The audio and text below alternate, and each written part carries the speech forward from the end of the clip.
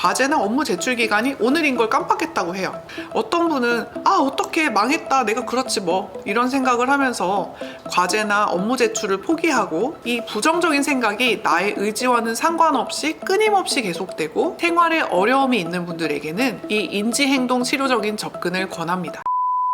안녕하세요. 마음을 밝히는 언니, 정신과 전문의 유혜진입니다. 얼마 전 불안장애로 병원을 찾은 환자분이 계셨는데요. 이분이 갑자기 밤에 잠이 안 오고 가슴이 너무 답답하면서 막 두근거리고 초조하고 막 불안한 감정이 찾아오셨다고 해요. 평생 이런 기분으로 살면 어떻게 하지? 이런 두려움과 불안감 때문에 일주일째 잠을 한숨도 못 자고 있다고 하면서 오셨는데요. 잠을 못 자니까 입맛도 하나도 없어서 살은 쭉 빠졌고, 이전에는 나름 재밌고 즐겁게 살았는데 감정도 없어져 버린 것처럼 예전에 느꼈던 소소한 행복도 전혀 못 느끼고 계시다면서, 극단적으로 말하면 자기 손목이 잘려나가는 것 같은 그런 고통이 느껴지신다면서 괴로워하셨습니다. 그분께서는 최근에 크게 스트레스를 받은 일도 없고 그렇게 다른 사람에 비해서 굴곡진 삶을 산 것도 아닌데 도대체 내 감정이 왜 이런지 이유를 모르겠다면서 답답해 하셨는데요. 사실 이분은 수면제 처방을 위해서 오셨는데 저는 이분께 수면제만 필요한 것이 아니다, 좀 상담을 하면서 좀 인지행동적인 이런 부분도 같이 치료를 해보자고 제안을 했죠. 처음에는 자신은 우울하거나 이런 문제는 없다면서 수면제 처방만을 원하셨는데요. 이렇게 진료를 보다 보니 결국에는 치료에 응하셨고 지금은 많이 좋아지셨습니다. 병원에 오시는 환자분들 중에서는 약물 치료에 대해서는 잘 알고 계셔도 인지 행동 치료가 어떤 치료인지에 대해서는 잘 모르고 계신 분들이 되게 많더라고요. 그래서인지 의외로 약 처방에 대해서는 긍정적인 반응을 보이는데도 인지 행동 치료적인 접근에 대해서는 또 거부감을 보이는 분들이 간혹 계십니다. 그래서 이번 영상에서는 인지 행동 치료에 관한 이야기를 좀 해볼까 합니다. 이 영상만 잘 시청하셔도 많은 도움을 받으실 수 있을 거예요.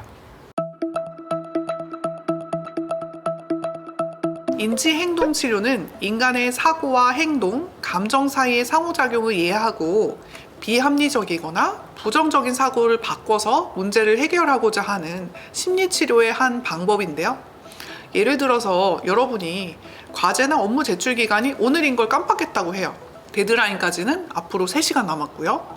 이때 여러분은 어떤 생각이 들까요? 어떤 분은 어떻게 망했다, 내가 그렇지 뭐, 이런 생각을 하면서 과제나 업무 제출을 포기하고 그 다음에 따라올 파국적인 결과를 걱정해 하면서 불안해하고 우울해할 거예요.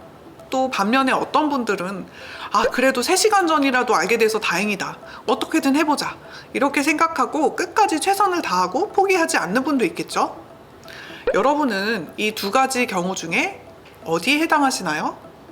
물론 후자의 경우처럼 3시간 전이라도 알게 돼서 다행이다 라고 생각하는 분들도 계시겠지만 사실 이런 분들은 극소수입니다. 그러면 전자에 해당하는 분들은 모두 인지행동치료를 받아야 되는 걸까요? 아니요, 그렇지 않습니다. 왜냐하면 대부분의 사람들은 이 전자의 경우와 같은 생각을 보이는 게 자연스러운 거예요. 이게 정상입니다. 왜냐하면 우리의 뇌는 원래부터 그렇게 긍정적으로 형성되어 있지가 않거든요. 그래서 대부분의 경우에 전자의 경우처럼 부정적인 생각을 먼저 떠올리는 게 자연스러운 반응이에요. 그러면 도대체 인지행동치료는 어떤 분들이 받는 걸까요? 이 부정적인 생각이 나의 의지와는 상관없이 끊임없이 계속되고 그로 인한 불안함과 우울한 감정으로 생활에 어려움이 있는 분들에게는 이 인지행동 치료적인 접근을 권합니다. 그렇다면 우리는 왜 잘못된 생각의 늪에서 고통받는 걸까요?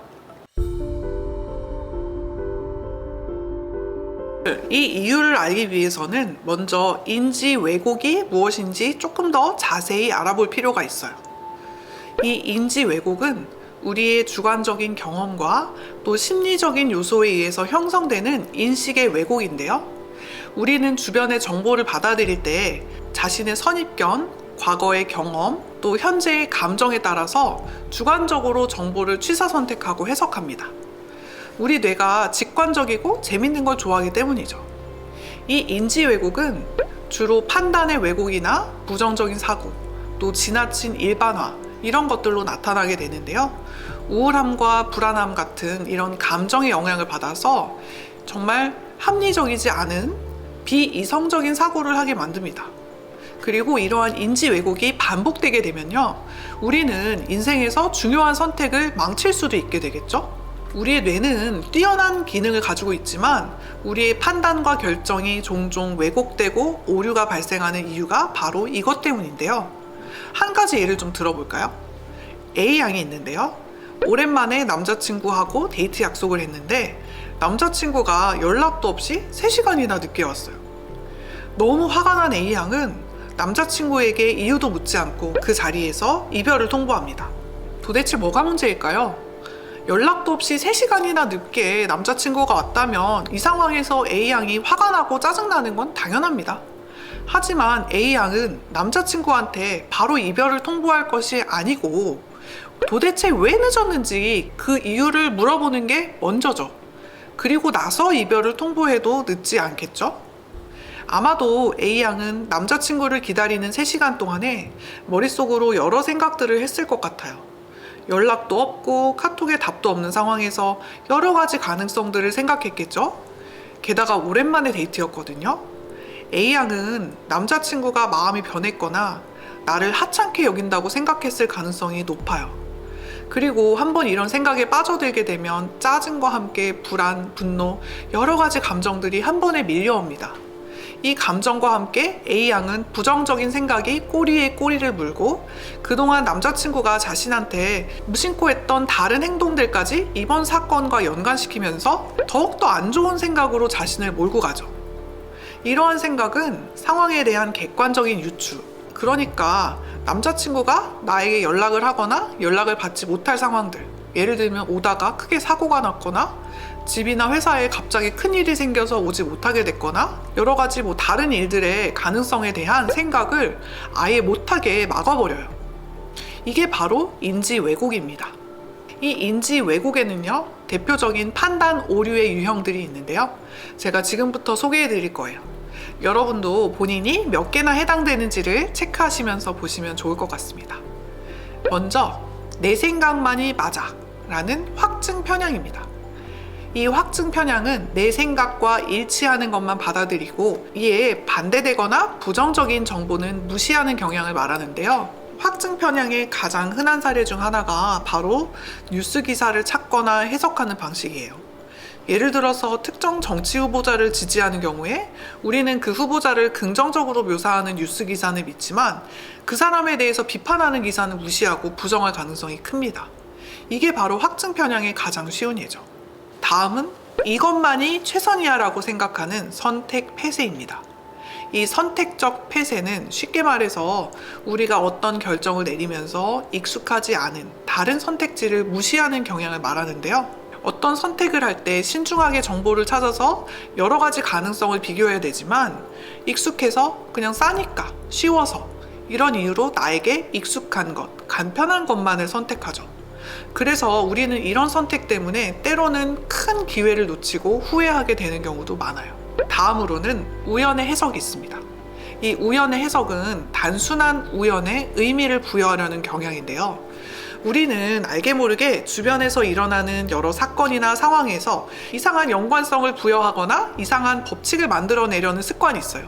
그렇게 뭔가 좀 규칙이나 어떤 틀 안에 이 현상을 해석을 하면 좀 내 마음이 편해지잖아요. 이 1990년대 초에 서태지와 아이들이 발표한 가요, 교실 이데아를 거꾸로 들으면 이 악마의 목소리가 들린다는 소문이 파다했던 적이 있었는데요. 이게 바로 청각 자극에 의한 아포파니아 사례라고 볼 수 있습니다.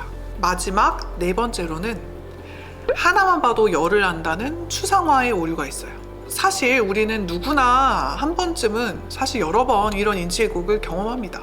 대부분의 분들은 이런 부정적인 사고나 생각을 하더라도 어느 정도 시간이 지나면 이런 생각에서 좀 벗어나려고 하는데요. 그 순간에는 막 짜증이 나고 화가 치밀지만 그 상황에서 벗어나기 위한 방법을 찾고 또 그걸 행동으로 옮기려는 시도를 하죠. 쉽지는 않지만 상황을 좀 객관화하고 점검을 해봅니다. 하지만 이런 시도가 애초에 좀 어려운 분들이 있어요. 이런 분들 같은 경우에는 계속해서 상황과 사건에 대해서 안 좋은 해석과 함께 부정적인 생각에 극도로 사로잡히게 되고요. 또 이런 부정적인 생각들로 인해서 불안하고 우울한 감정을 느끼고, 이 감정이 또 인지에 영향을 미쳐서 안 좋은 생각이 더 강화되는 이런 패턴이 반복되면서 결국 정신건강 문제로까지 이어지게 됩니다. 인지행동 치료는 바로 이런 분들을 위해서 필요한 부분이 있는 거죠. 생각을 바꾸면 세상이 바뀐다는 말이 있죠. 그런데 이 생각을 바꾸는 게 말처럼 쉽지가 않습니다. 특히 부정적인 생각은 더더욱 바꾸기가 힘들죠. 그럼 생각 바꾸는 걸 포기를 해야 됩니까? 절대 그렇지 않아요. 사실 우리의 뇌는요, 부정적인 생각을 많이 하게 되면 이 좋은 거 나쁜 거를 구분하게 되는 게 아니라 그냥 익숙한 대로 반응을 하게 됩니다. 이 부정적인 생각이 떠오를 때 우리의 뇌는 상당한 변화를 경험하게 되는데요. 우리 뇌에 이 감각 피질이라고 불리는 영역에서 반응이 일어나요. 이 감각 피질은 우리 뇌의 두 정엽, 쉽게 설명드리면 여기 정수리쯤에 있습니다. 이 두 정엽, 즉 감각 피질은 사고 및 인식 기능 중에서도 수학이나 물리학에서 필요한 입체적, 공간적 사고와 인식 기능, 또 계산 및 연산 기능과 같은 것을 수행하고, 또 외부에서 들어오는 정보를 조합해서 나에게 필요한 정보만 취사 선택해서 인식하는 역할을 하는데요. 이 부분은 감정을 처리하는 굉장히 중요한 부분 중 하나인데요. 이렇게 감각 피질이 반응을 일으키면서 뉴트럴한 정보도 있고 긍정적인 정보도 있는데, 여러 가지 정보 중에서 특별히 부정적인 정보만 취사 선택을 하게 되는 거죠. 결론적으로 스트레스, 불안 혹은 두려움과 관련된 노에피네프린과 코티솔과 같은 스트레스 호르몬이 더 많이 생겨납니다. 이렇게 부정적인 생각이 계속되면요, 우리의 뇌는 여기에 적응을 하게 되고 더 쉽게 부정적인 패턴에 빠지게 되고요. 우리가 이런 부정적인 생각을 반복하게 되면 우리 뇌는 뉴로플라스티시티라고 해서 반복적인 생각을 하게 되면 특정 시냅스, 즉 특정 신경회로의 연결이 강화되게 돼요. 결국 우리 뇌가 우울회로를 만들고 강화해서 심각한 경우에는 우리 뇌에 영구적인 변화까지도 발생할 수가 있습니다. 이런 문제를 방지하기 위해서 우리는 우리의 부정적인 기억이나 사고를 다루는 방법, 즉 자각하는 방법을 알고 있는 게 도움이 되고요. 또 이 과정을 통해서 우리는 이런 부정적인 사고를 바꿀 수가 있습니다. 우리의 뇌는 1차원적입니다. 사실은 사고하는 대로 확장되는 거죠. 우리가 부정적인 생각에 사로잡힐수록 의도적으로 긍정적인 시각을 채택하고 긍정적인 행동을 취함으로써 뇌의 변화를 이끌어내는 것이 절대적으로 필요한데요. 부정적인 생각을 긍정적인 관점으로 치환하는 연습이 바로 인지행동 치료 과정의 핵심입니다. 다음 시간에는요, 인지행동 치료의 과정 중에 가장 중요한 핵심 신념을 바꾸는 방법에 대해서 소개해 드리겠습니다. 지금까지 마음을 밝히는 언니, 정신과 전문의 유혜진이었습니다. 이 영상이 도움이 되셨다면 좋아요, 구독, 알림 설정 부탁드립니다. 감사합니다.